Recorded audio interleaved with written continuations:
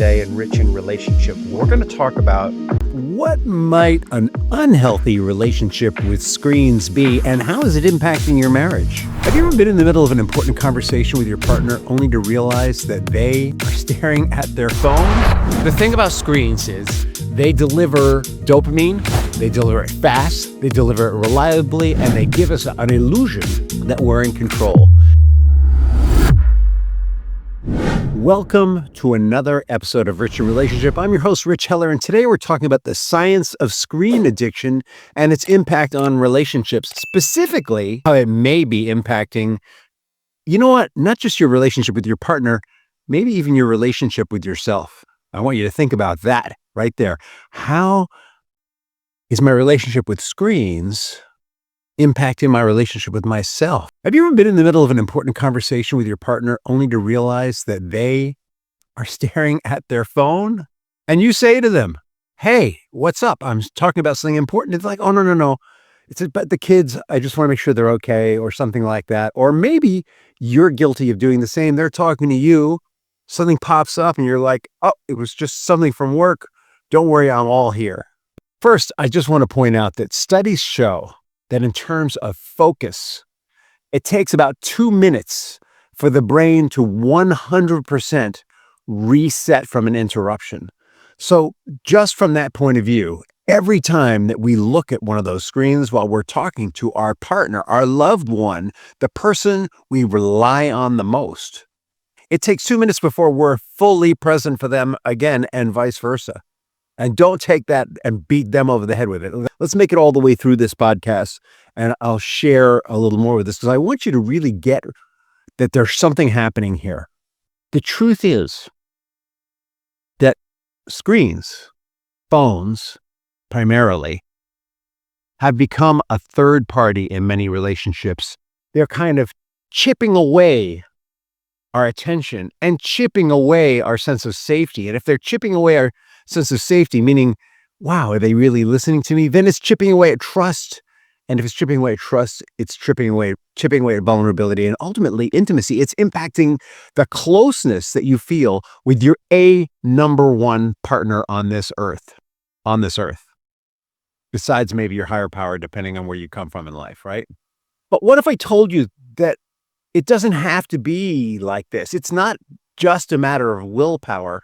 It's actually not even your fault. It's not their fault that this is going on because nobody really told you. And even when they do tell you, it's usually through a screen. So we're taking it in through a biased filter. Nobody told you that there's something going on here between the creators of the content and our unconscious mind that most of us don't really want to talk about.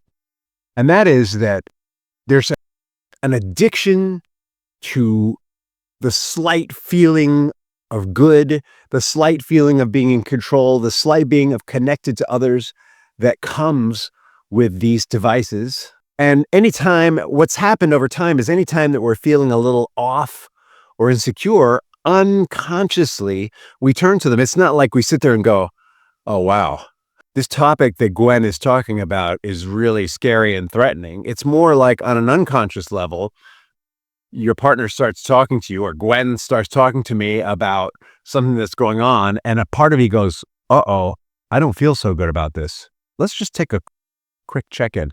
Then I feel a little better and I jump back into the conversation. Meanwhile, Gwen is having a WTF moment. We're going to call it a WTH moment. Like I'm working on changing my language.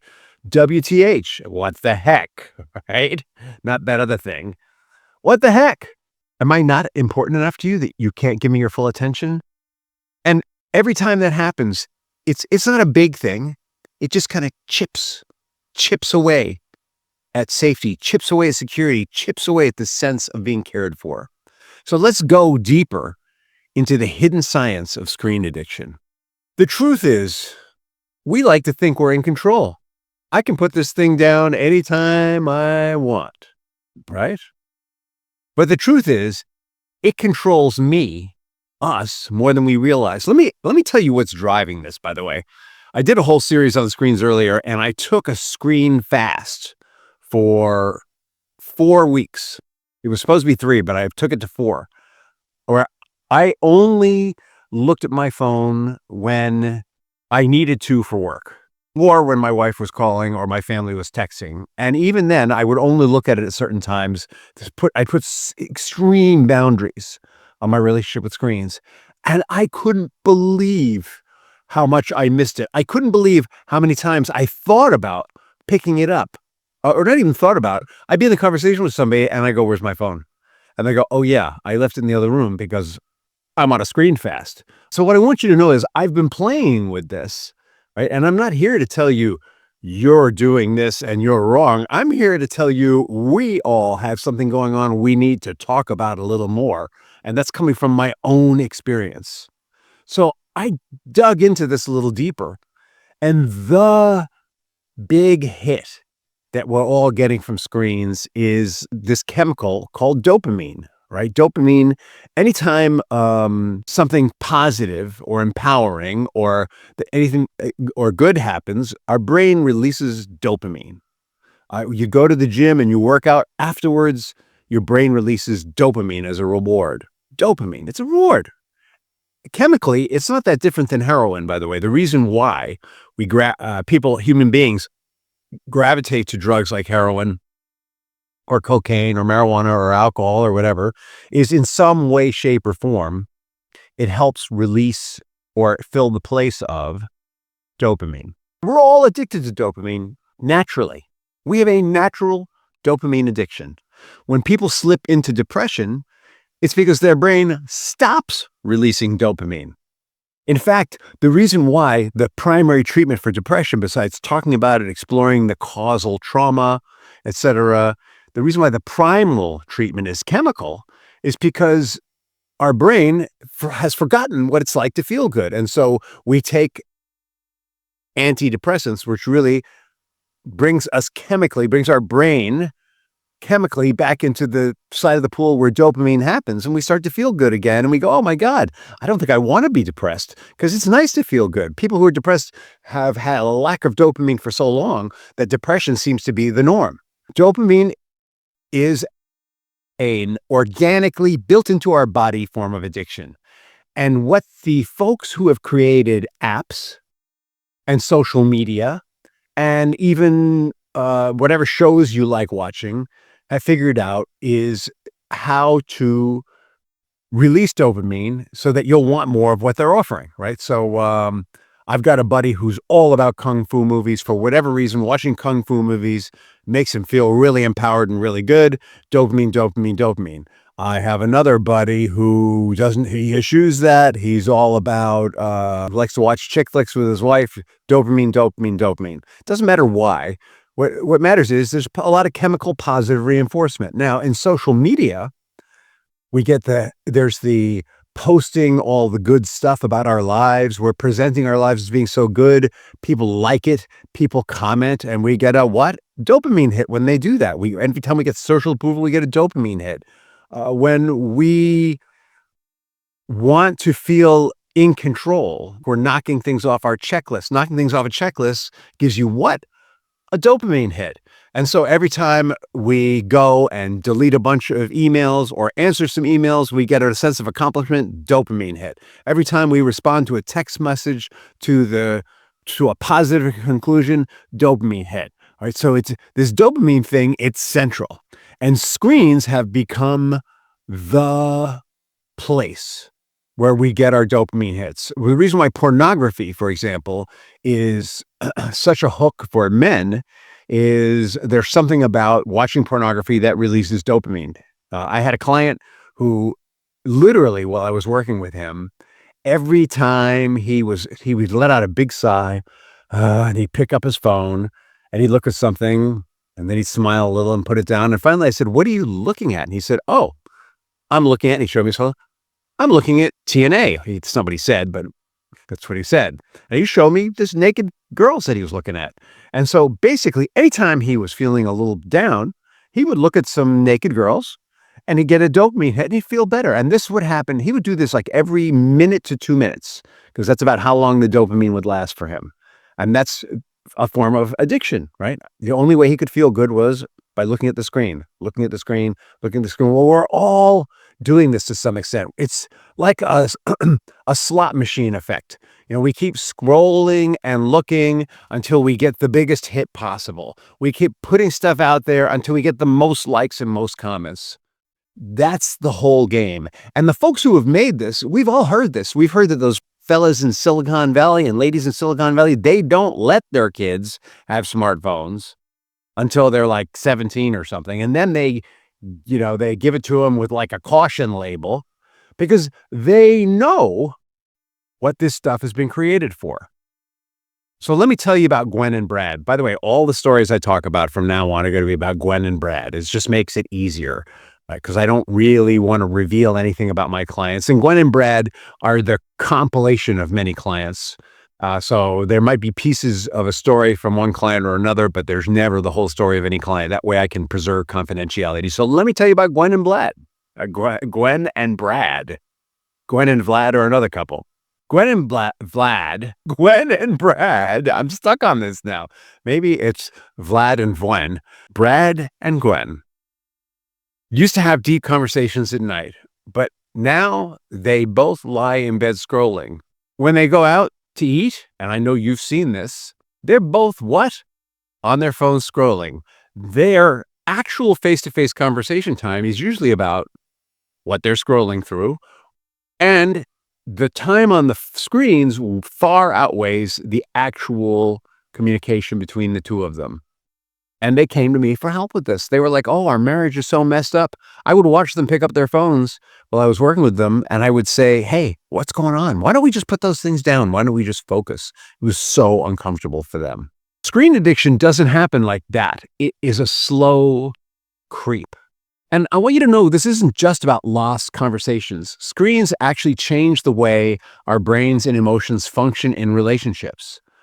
We start to have shorter attention spans, right? Because what we're seeing in screens, everything happens so quickly that our attention span in conversation, like when we're talking to someone, it seems like everything's in slow motion compared to TikTok, or Pinterest, or scrolling through Facebook, or whatever. The thing about screens is they deliver dopamine, they deliver it fast, they deliver it reliably, and they give us an illusion that we're in control. And then we go to our relationship, which is all about relationships are like freaking gym time. Let's be honest. There's a lot about relationships that's like gym time, and it takes a long time before we enjoy gym time. When we first go to the gym, it's hard. We do it because we need to make a change. It's slow. Sometimes we'll watch screens while we're in the gym to help us motivate us with the gym time. Relationships, you can't do that with. You can use screens to help with the relationship, but you need to be very mindful about it. So we have reduced empathy as a result of using screens also. Not only do we want things to happen faster, not only do we want to feel like we're in control, not only do we want results, but we have reduced empathy because guess what?